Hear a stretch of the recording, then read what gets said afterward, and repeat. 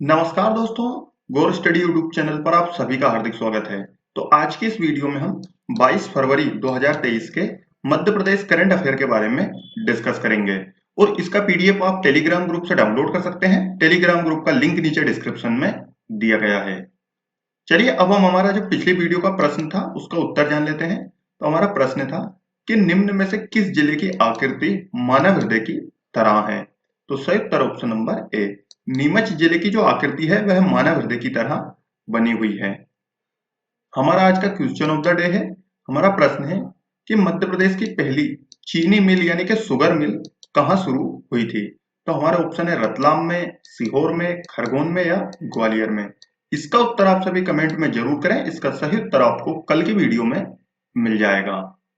दोस्तों आगे बढ़ने से पहले मैं आप सभी को बताना चाहूंगा कि हमारी मध्य प्रदेश करंट अफेयर की जनवरी से दिसंबर 2022 की जो पीडीएफ है यह प्रिंट फॉर्मेट में भी उपलब्ध है, यानी कि अब आप इस पीडीएफ का प्रिंट भी निकाल सकते हैं। तो आप मध्य प्रदेश करंट अफेयर की कंप्लीट पीडीएफ और मध्य प्रदेश करंट अफेयर की 1000 एमसीक्यू की पीडीएफ खरीदना चाहते हैं तो आप हमारे इस व्हाट्सएप नंबर पर संपर्क कर सकते हैं। हमने इन दोनों पीडीएफ का प्राइस 50 रुपए रखा है, लेकिन अभी आपको इस पर 50% का डिस्काउंट भी दिया जा रहा है। तो ये दोनों ही पीडीएफ आप सिर्फ 25 रुपए में ले सकते हैं और इसके साथ आपको जनवरी 2023 की कंप्लीट पीडीएफ बिल्कुल फ्री दी जाएगी और उसका भी आप प्रिंट निकाल सकते हैं। तो आप अगर लेना चाहते हैं तो डिस्क्रिप्शन में नंबर दिया गया है, उस पर संपर्क कर सकते हैं। चलिए शुरू करते हैं हमारा आज का मध्य प्रदेश करंट अफेयर। आज का पहला प्रश्न है, हाल ही में कहां पर इंदौर नगर निगम के पब्लिक ग्रीन बॉन्ड को एनएसी यानी कि नेशनल स्टॉक एक्सचेंज में लिस्टिंग किया गया है। तो सही उत्तर ऑप्शन नंबर सी, भोपाल में। देख सकते हैं मध्य प्रदेश का जो जनसंपर्क विभाग है इसका ट्वीट भी है कि श्री शिवराज सिंह चौहान के मुख्य आतिथ्य में कुशाभाऊ ठाकरे हाल में भोपाल में इंदौर का जो नगर निगम है इसका जो पब्लिक ग्रीन बॉन्ड अभी इन्होंने जारी किया था इसे एनएसी में लिस्टिंग किया गया है। ये एनएसी का यानी कि नेशनल स्टॉक एक्सचेंज का भी ट्वीट है कि congratulation to Indore municipal corporation on listing to green bond on NSE today at Bhopal, यानी कि भोपाल में ये किया गया है। तो भोपाल स्थित जो कुशाभाऊ ठाकरे हाल है यहाँ पर श्री शिवराज सिंह चौहान के मुख्य आतिथ्य में आयोजित किया गया है कार्यक्रम और इसमें इंदौर नगर निगम का जो पब्लिक ग्रीन बॉन्ड था इसे नेशनल स्टॉक एक्सचेंज में लिस्टेड किया गया है और ग्रीन बॉन्ड जारी करने वाला इंदौर शहर देश का पहला शहर बन गया। आप देख सकते हैं ये ग्रीन बॉन्ड इंदौर ने जारी किया था और ये कब से कब तक जारी हुआ था। तो ये 10 फरवरी 2023 से 14 फरवरी 2023 तक जारी किया गया था और इसके एक बॉन्ड की कीमत थी 1000 रुपए। इस पर जो इंदौर नगर निगम है उसके द्वारा जो भी ये बॉन्ड खरीदेंगे उस पर 8.25 वार्षिक दर से ब्याज भी दिया जाएगा। थोड़ा नेशनल स्टॉक एक्सचेंज के बारे में भी जान लेते हैं। तो ये जो नेशनल स्टॉक एक्सचेंज है भारत का सबसे बड़ा और तकनीकी रूप से अग्रणी स्टॉक एक्सचेंज है और यह मुंबई में स्थित है। इसकी स्थापना 1992 में हुई थी। इसके अलावा एक और है बीएसई यानी कि बम्बई स्टॉक एक्सचेंज और इसकी स्थापना यह 1875 में हुई थी, यानी कि यह नेशनल स्टॉक एक्सचेंज से भी पुराना है और इसका जो मुख्यालय है यह भी मुंबई महाराष्ट्र में ही स्थित है। भारत में मुख्य रूप से दो ही स्टॉक एक्सचेंज है, एक नेशनल स्टॉक एक्सचेंज और एक बम्बई स्टॉक एक्सचेंज।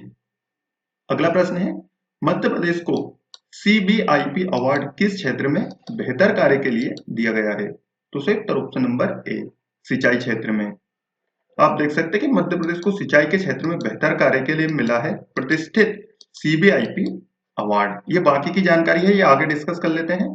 तो मध्य प्रदेश को सिंचाई के क्षेत्र में बेहतर कार्य के लिए प्रतिष्ठित सीबीआईपी अवार्ड मिला है और यह सम्मान मध्य प्रदेश को किसने दिया है। तो केंद्रीय सिंचाई एवं ऊर्जा ब्यूरो ने यह सम्मान मध्य प्रदेश को प्रदान किया है और पिछले 3 वर्षों में पाइप प्रणाली से अधिकतम क्षेत्रों में सिंचाई करने वाला मध्य प्रदेश देश का पहला राज्य है और मध्य प्रदेश में जो सिंचाई क्षमता है ये 15 वर्षों में 7 लाख हेक्टेयर से बढ़कर 45 लाख हेक्टेयर हो गई है और राज्य सरकार द्वारा इसे आगामी वर्षों में 45 लाख हेक्टेयर से बढ़ाकर 65 लाख हेक्टेयर किए जाने का लक्ष्य रखा है। राज्य सरकार का लक्ष्य है कि 2025 तक इसे 45 लाख से बढ़ाकर 65 लाख किया जाएगा। और वर्तमान में मध्य प्रदेश के किसान एवं कृषि विकास विभाग मंत्री कौन है, ये है श्री कमल पटेल। अगला प्रश्न है, मध्य प्रदेश के किस शहर में 1100 किलो वजन के एक बर्तन में 5100 यानी कि 5100 किलोग्राम खिचड़ी बनाकर Asia book of world record में नाम दर्ज करवाया गया। तो सही उत्तर ऑप्शन नंबर ए, रीवा में। आप देख सकते हैं इस पर ट्वीट भी है, सॉरी आर्टिकल भी है कि महाशिवरात्रि पर बना विश्व रिकॉर्ड और 1100 किलो के कड़ाहे में 5100 किलो खिचड़ी बनाई गई है और ये बनाई गई रीवा में। तो 18 फरवरी 2023 को महाशिवरात्रि के अवसर पर मध्य प्रदेश के रीवा में 1100 किलो वजन का एक बर्तन था, उसमें 5100 किलोग्राम खिचड़ी बनाकर Asia book of world record में अपना नाम दर्ज कराया गया। और 18 फरवरी 2023 को ही उज्जैन शहर में महाशिवरात्रि के अवसर पर श्री महाकाल लोक परिसर में 18,42,229 दिए जलाकर Guinness book of world record में अपना नाम दर्ज कराया गया है। और अभी हाल ही में भोपाल शहर में 35 कलाकारों ने मिलकर 75 मीटर लंबे कैनवास पर भारत के राष्ट्रीय पशु बाघ पर केंद्रित दुनिया की सबसे बड़ी गोंड पेंटिंग बनाकर वर्ल्ड रिकॉर्ड बनाया। और ये पेंटिंग बनाई गई थी जो भोपाल में इंदिरा गांधी राष्ट्रीय मानव संग्रहालय है यहाँ पर।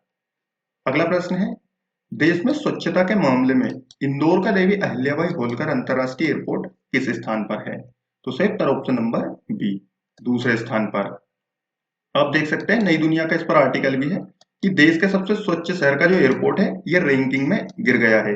यानी कि जो पहले इंदौर एयरपोर्ट था ये पहले स्थान पर था, लेकिन इस बार यह दूसरे स्थान पर आ गया है। और एशिया पैसिफिक रिपोर्ट में भी 36वें से 44वें स्थान पर आ गया है। पहले एशिया पैसिफिक रिपोर्ट में 36वें स्थान पर था और अब 44वें स्थान पर आ गया है। तो देश में स्वच्छता के मामले में इंदौर का देवी अहिल्याबाई होलकर अंतरराष्ट्रीय एयरपोर्ट दूसरे स्थान पर आया है और स्वच्छता के हिसाब से प्रथम स्थान पर है वाराणसी एयरपोर्ट। ये देश का नंबर 1 एयरपोर्ट है स्वच्छता के हिसाब में। और अंतरराष्ट्रीय स्तर पर एशिया पैसिफिक रिपोर्ट के अनुसार इंदौर का एयरपोर्ट 44वें स्थान पर है और पहले इस रिपोर्ट में इंदौर का एयरपोर्ट 36वें स्थान पर था और अब 44वें स्थान पर आ गया है। और हाल ही में रीवा एयरपोर्ट का शिलान्यास भी मुख्यमंत्री श्री शिवराज सिंह चौहान और केंद्रीय जो उड्डयन मंत्री हैं श्री ज्योतिरादित्य सिंधिया उनके द्वारा किया गया है। अगला प्रश्न है, हाल ही में किस राज्य के कैबिनेट ने RBC 64 के तहत सहायता देने में मापदंड में संशोधन करते हुए राहत राशि में वृद्धि करने का निर्णय लिया है? तो यह लिया गया है मध्य प्रदेश सरकार द्वारा। आप देख सकते हैं कि कैबिनेट की बैठक हुई थी 19 फरवरी 2023 को और इसमें RBC 64 के तहत सहायता देने के लिए मापदंड में संशोधन करते हुए सहायता राशि में जो वृद्धि करने का निर्णय लिया गया है मध्य प्रदेश की कैबिनेट में। किस किस उसमें वृद्धि हुई है? तो काफी सारी चीजों में वृद्धि की गई है, वन बाय वन उन्हें देख लेते हैं। तो अगर किसी व्यक्ति के शरीर के किसी अंग अथवा आंख की हानि होती है तो उसकी जो राशि पहले 59,100 रुपए थी अब उसे बढ़ाकर 74,000 कर दिया। और अपंगता होने पर 2 लाख से बढ़ाकर ये राशि 2.5 लाख रुपए कर दी है। इसके अलावा बाढ़, भूस्खलन, पहाड़ी क्षेत्रों में कृषि भूमि पर मलबा हटाने के लिए जो राहत राशि है ये 12,200 से बढ़ाकर 18,000 रुपए प्रति हेक्टेयर की गई है। और सीमांत या लघु कृषक की भूमि नष्ट होने पर राहत राशि ये 37,500 से बढ़ाकर 47,000 रुपए प्रति हेक्टेयर की गई। इसके अलावा प्राकृतिक आपदा में दुधारू पशु की अगर क्षति हो जाती है तो उसकी जो सहायता राशि थी वह 30,000 से बढ़ाकर 37,000 की गई है। और भेड़ बकरी की क्षति होने पर 3,000 से बढ़ाकर 4,000 रुपए की गई। और गैर दुधारू पशु जो होते हैं यानी कि जो पशु दूध नहीं देते हैं उनकी अगर क्षति होती है तो 16,000 रुपए से बढ़ाकर इनकी राशि 32,000 रुपए की गई है। मछुआरों को दी जाने वाली जो सहायता राशि है यानी कि उनकी जो नाव होती है अगर वह क्षतिग्रस्त हो जाती है तो पहले 4100 रुपए दिए जाते थे, लेकिन अब इसमें 6,000 रुपए दिए जाएंगे। और अगर नाव पूरी तरह ही नष्ट हो जाती है तो पहले 12,000 रुपए दिए जाते थे और अब 15,000 रुपए दिए जाएंगे। अच्छा, इनके अलावा जो किसान मछली पालन करते हैं अगर मछली के बीज नष्ट हो जाते हैं तो पहले 8,200 रुपए हेक्टेयर राशि दी जाती थी, अब वह 10,000 रुपए दी जाएगी। इनके अलावा मान लो कि कोई भूकंप आ गया या बाढ़ की वजह से मकान या झुग्गी की क्षतिग्रस्त होते हैं तो पहले नष्ट हुए मकान के लिए 95,100 रुपए दिए जाते थे और अब 1,30,000 रुपए दिए जाएंगे। और झुग्गी झोपड़ी नष्ट होने पर 6,000 से बढ़कर इसकी राशि 8,000 रुपए कर दी गई है। यानी कि जो भी व्यक्ति आपने देखा होगा टेंट या तंबू बनाकर रहते हैं अगर उनकी झोपड़ी नष्ट हो जाती है तो उन्हें 6,000 से बढ़ाकर 8,000 रुपए दिए जाएंगे। और जो ये राशि हम डिस्कस कर रहे हैं, जो ये पात्रता व्यक्ति हैं जो कि इसका लाभ लेने वाले हैं, सिर्फ उन्हें ही दी जाएगी। इसके अलावा एक और निर्णय लिया गया था कि प्रदेश में 8,171 किलोमीटर सड़कों का कायाकल्प करने के लिए 4,160 करोड़ रुपए की राशि भी स्वीकृत की गई थी। इसके अलावा नवीन शासकीय चिकित्सा महाविद्यालय सतना के लिए 1589 नवीन पदों की भी स्वीकृति की गई है। और ग्वालियर में नवीन तहसील ग्वालियर ग्रामीण के सृजन को भी मंजूरी दी गई है। इनके अलावा मध्य प्रदेश में जो अस्थायी पशु शिविर हैं, उनमें जो बड़े पशु रखे गए हैं, उनको 70 रुपए के स्थान पर 80 रुपए प्रति दिवस की राशि प्रदान की जाएगी। और छोटे पशुओं के लिए 35 रुपए के स्थान पर 45 रुपए प्रति पशु दिए जाएंगे। जो भी अस्थायी रूप से शिविर बनाए गए हैं और उनमें जिन भी पशुओं को रखा गया है उनको। इनके अलावा यदि किसानों की मुर्गा या मुर्गी जो भी पालन करते हैं उनकी हानि होती है, तो 60 रुपए प्रति पक्षी के स्थान पर अब 100 रुपए प्रति पक्षी दिया जाएगा। ये कुछ निर्णय अभी हाल ही में हुई 19 फरवरी 2023 की बैठक में लिए गए थे। अब हम 21 फरवरी 2023 के मध्य प्रदेश करंट अफेयर का रिवीजन करेंगे। पहला प्रश्न है, हाल ही में संत हृदयराम नगर भोपाल में किसकी प्रतिमा का अनावरण किया गया? तो sir Uttar option number A, शहीद हेमू कलानी जी का।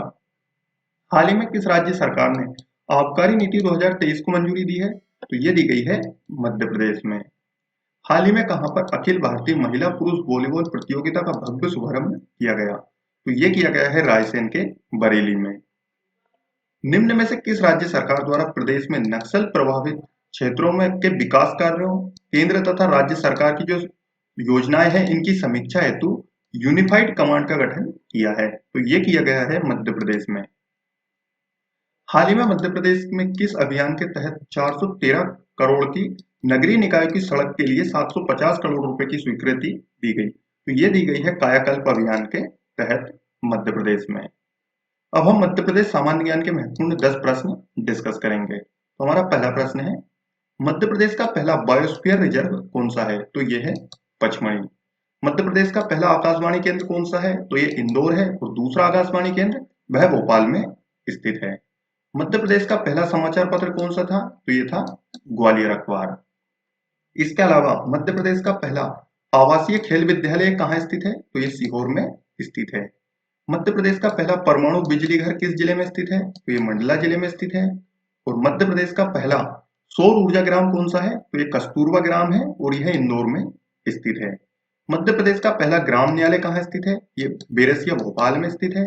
और मध्य प्रदेश का पहला पर्यटन नगर कौन सा है? यह है शिवपुरी। मध्य प्रदेश का पहला रत्न परिष्कृत केंद्र कहाँ स्थित है? तो ये जबलपुर जिले में स्थित है।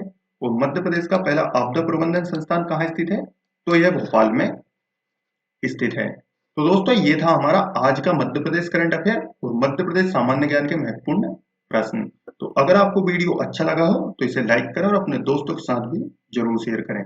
और अगर आपको कंटेंट पसंद आ रहा हो तो चैनल को सब्सक्राइब भी जरूर कर लीजिए। इसके अलावा अगर आप मध्य प्रदेश करंट अफेयर की कंप्लीट वीडियो देखना चाहते हैं तो उसके ऊपर मैंने एक 5 घंटे की अलग से वीडियो बना रखी है और वह वीडियो आपके सामने शो हो रही होगी, उस पर क्लिक करके उसे देख सकते हैं। तो मिलेंगे हम नेक्स्ट वीडियो में, तब तक जय हिंद, जय भारत।